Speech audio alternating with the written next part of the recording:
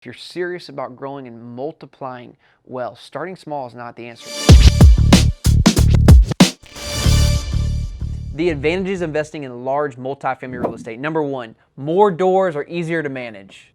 The mistake I made early on in my career, I think most people make, is they start too small. So my first deal was actually a duplex. And, everyone said, get into real estate, get into real estate, get into real estate. And so I got into real estate, but no one told me to get into bigger real estate.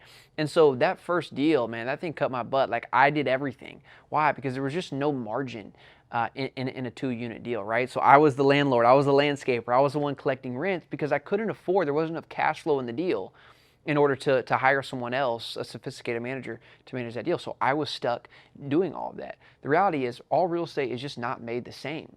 And so I think as soon as I realized that real estate is an incredible vehicle to build, protect, multiply wealth in, but not all real estate is made the same. That the bigger the units, the bigger the apartment, right? The more units, the easier it is to manage because you have multiple income streams coming in. It allows you to have margin in the deal, hire more sophisticated managers, and give you freedom and flexibility as you grow your real estate portfolio. Number two is that it's easier to fund. So this is something that I've learned later in my career, that actually the bigger the deal, the easier it is to find money. And this is just honestly like a principle of wealth. Like, as you learn the capital game, the smaller you go, or the smaller investors, their biggest issues is coming up with enough cash, right? Like, that's the biggest problem with smaller investors is I only have so much cash, so I need to be careful about where I place it. The reality is there's a whole nother level to this capital game, and the problems of the bigger, the wealthier people is not where do I get more cash to invest? It's I need more places to invest. Does that make sense? And so the bigger the deal, what I've learned is actually there are more sources to be able to find capital. There's pref equity groups. There's capital placement groups. Their full-time gig is to place money. You can get better financing, so you can get more leverage for deals. And so starting small, is often thought like, well, I should start small because it's easier to fund or it's easier to purchase because it's less money. When the reality is, there's actually more resources. I think it's easier to fund bigger, more quality deals than it is smaller deals. Number three is you got one roof, but you have multiple doors. The problem with single family houses is that every different real estate deal you buy, or every different roof you buy, comes with more problems, right? Or comes with more hassle, meaning you got to have a new mortgage, you got to get finance for that. And then if anything goes wrong, you got to change the roof, you got to change the plumbing.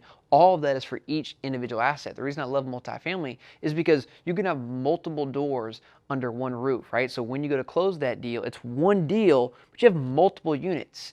If you have to replace the hot water heater, you have to replace the roof, all of that can kind of be combined into this one deal. So you have economies of scale. It allows you to grow or scale much faster than buying one individual asset at a time. Number four is you have one financial statement.